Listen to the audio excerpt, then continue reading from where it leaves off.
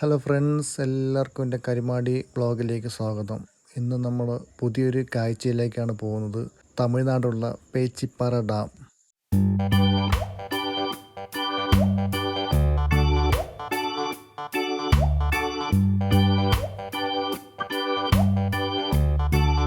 തമിഴ്നാട്ടിലെ കന്യാകുമാരി ജില്ലയിൽ പശ്ചിമഘട്ടത്തിൻ്റെ താഴ്വരയിലായാണ് ഈ ഡാം സ്ഥിതി ചെയ്യുന്നത്. ചരിത്രപരമായും ഭൂമിശാസ്ത്രപരമായും ഏറെ പ്രാധാന്യമുള്ളൊരു ഡാമാണ് ഈ പേച്ചിപ്പാറ ഡാം. തിരുവിതാംകൂർ ഭരണകാലത്താണ് ഈ ഡാം നിർമ്മിക്കപ്പെട്ടത്. ഇതിൻ്റെ നിർമ്മാണ കാലഘട്ടം എന്ന് പറയുന്നത് 1897 ആരംഭിച്ച് 1906 പൂർത്തിയായത്. ആ കാലഘട്ടത്തിൽ തിരുവിതാംകൂർ രാജാവായിരുന്ന ശ്രീമൂലം തിരുനാൾ രാമവർമ്മയുടെ ഭരണകാലത്താണ് ഈ ഡാം പണി കഴിപ്പിച്ചത്. ഈ ഡാമിൻ്റെ നിർമ്മാണത്തിൻ്റെ ചീഫ് എഞ്ചിനീയറായിരുന്നു ബ്രിട്ടീഷ് എഞ്ചിനീയറായ മിൻചിൻ അഥവാ അലക്സാണ്ടർ ഹുംബേറി മിച്ചിൻ. ആ കാലഘട്ടത്തിൽ ഈ ഭാഗത്തെ തദ്ദേശീയ വിഭാഗക്കാർ അദ്ദേഹത്തെ വിളിച്ചിരുന്നത് മുക്കൻ ദുര എന്നായിരുന്നു. പശ്ചിമഘട്ടത്തിൽ നിന്ന് ഉത്ഭവിക്കുന്ന കോതയാറിന് കുറുകെയാണ് ഈ ഗ്രാവിറ്റി മസോർണി ഡാം പണിതിരിക്കുന്നത്. കന്യാകുമാരി മേഖലയിൽ നഞ്ചിനാടിൻ്റെ കാർഷിക ആവശ്യങ്ങൾക്കും കുടിവെള്ള പ്രശ്നങ്ങൾക്കും ശാശ്വത പരിഹാരം കാണണം എന്ന ലക്ഷ്യം വെച്ചുകൊണ്ടാണ് ഈ ഡാം ഇതിൻ്റെ പ്രവർത്തനങ്ങൾ ആരംഭിച്ചത്.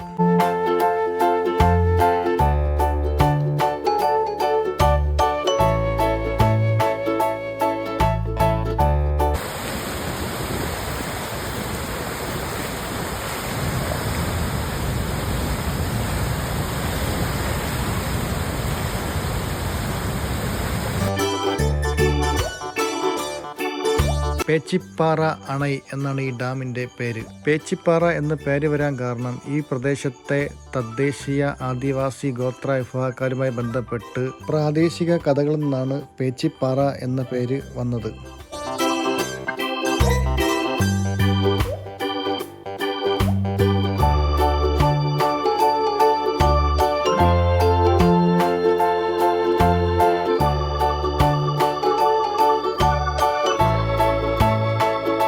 ഈ കാണുന്നതാണ് പേച്ചിപ്പാറ ഡാമിനെ അകത്തേക്കാറുള്ള എൻട്രി.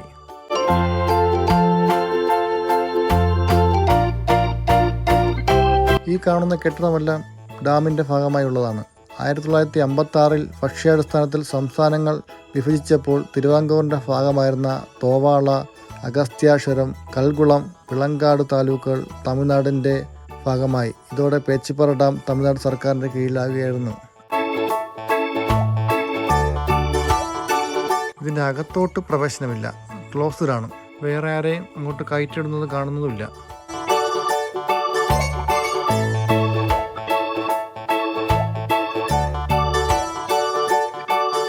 ഈ കാണുന്നതാണ് അന്ന് ഡാം നിർമ്മിച്ചപ്പോൾ ഉണ്ടായ സ്മാരകം. ഇദ്ദേഹമാണ് ഈ ഡാമിൻ്റെ ചീഫ് എഞ്ചിനീയർ അലക്സാണ്ടർ മിൻചിൻ.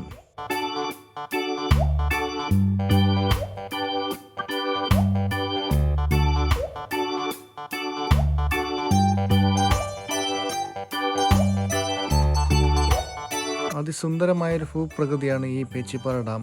ആരംഭത്തിൽ 42 അടി ഉയരം ഉണ്ടായിരുന്ന അണക്കെട്ട് 1960 അന്നത്തെ തമിഴ്നാട് മുഖ്യമന്ത്രിയായിരുന്ന കെ കാമരാജൻ്റെ ഭരണകാലത്താണ് 48 അടിയായി ഉയർത്തിയത്. ഇതുവഴി കൂടുതൽ വെള്ളം സംഭരിക്കാനും സമീപ പ്രദേശങ്ങളിൽ ജലസേന വ്യാപിക്കാനും കഴിഞ്ഞു.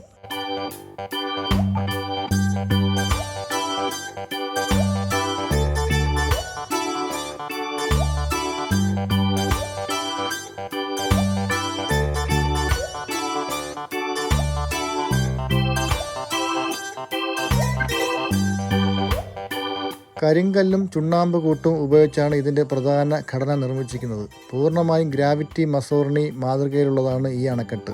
ഈ ഡാം നിർമ്മിക്കുന്ന വേളയിൽ കന്യാകുമാരി വനമേഖലയിലെ കാണി ഗോത്ര വിഭാഗങ്ങളിൽ നിന്ന് ഒരുപാട് എതിർപ്പുകളുണ്ടായിരുന്നു. പലപ്പോഴായിട്ടും പണികൾ തടസ്സപ്പെടുകയും വെല്ലുവിളികൾ നേരിടുകയും ഉണ്ടായി ഈ ഡാം നിർമ്മിക്കുന്ന സമയത്ത്. അണക്കെട്ടിൻ്റെ ചുറ്റുമുള്ള വനമേഖല പശ്ചിമഘട്ടത്തിൻ്റെ ഭാഗമായതിനാൽ കടുവ, ആന, മാൻ തുടങ്ങിയ വിവിധ ഇനം വന്യജീവികളുടെയും ഔഷധ സസ്യങ്ങളുടെയും സങ്കേതം കൂടിയാണ് ഈ ഡാമിൻ്റെ ചുറ്റുമുള്ള ഭാഗം. നല്ല ശാന്തമായ ഒരു അന്തരീക്ഷമാണ്. പിന്നെ പച്ചപ്പ് നിറഞ്ഞ മലനിരകൾ. അത് കാരണം ഒരുപാട് സഞ്ചാരികൾ ഇവിടെ വരുന്നുണ്ട്. നല്ലൊരു പിക്നിക് സ്പോട്ടും കൂടിയാണ്. സന്ദർശക സമയം എന്ന് പറയുന്നത് രാവിലെ 8 മണി മുതൽ വൈകുന്നേരം 5 മണി വരെയാണ് സന്ദർശക സമയം. പേച്ചിപ്പാറയിൽ നിന്ന് വിടുന്ന വെള്ളം പ്രധാനമായി Kothayar left bank, right bank കനാലുകൾ വഴിയാണ് ഒഴുകുന്നത്. ഈ വെള്ളം പ്രധാനമായി പത്മനാഭപുരം, തോവാള, നഞ്ചിനാട് പ്രദേശങ്ങളിൽ പ്രധാന തടാകങ്ങളിലേക്കും നെൽവയൽ കൃഷി സ്ഥലങ്ങളിലേക്കാണ് എത്തുന്നത്. നമ്മളിപ്പോൾ പോകുന്ന ഭാഗം എന്ന് പറയുന്നത് ഡാമിൻ്റെ റിസർവയർ ഭാഗമാണ്. ഇതിൻ്റെ അക്കരെ ഭാഗം എന്ന് പറയുന്നത് ഫുൾ വനമാണ്. തച്ചമല, തോട്ടമല, മോതിരമല എന്നിങ്ങനെയുള്ള വനപ്രദേശങ്ങൾ അവിടെ ഉണ്ട്. അവിടെ ആദിവാസി ഗോത്ര സമൂഹങ്ങൾ ഇന്നും ജീവിച്ചിരിക്കുന്നു. അവർക്ക് യാത്ര ചെയ്യാനുള്ള ബോട്ടിംഗ് സർവീസുകളും നിലവിൽ ഉണ്ട്. പൊതികൈ മലൈ അഥവാ അഗസ്ത്യാർകൂടം, ആ മലയിൽ നിന്ന് വരുന്ന താമരഭരണിയുടെ പോഷക നദിയായ കോതയാറിനെ തടഞ്ഞു നിർത്തിയാണ് പേച്ചിപ്പാറ ഡാം നിർമ്മിച്ചിരിക്കുന്നത്. കോതയാറിനെ വിശേഷിപ്പിക്കുന്നത് beautiful girl of no mistaken എന്നാണ്, അഥവാ കുറ്റമില്ലാത്ത സ്ത്രീ എന്നാണ് ഇവിടുത്തെ തമിഴ് മക്കൾ വിശേഷിപ്പിക്കുന്നത്. നമ്മൾ ചെന്ന സമയം എന്ന് പറഞ്ഞാൽ നല്ല ഉച്ച സമയമായതുകൊണ്ട് വെയിലായിരുന്നു.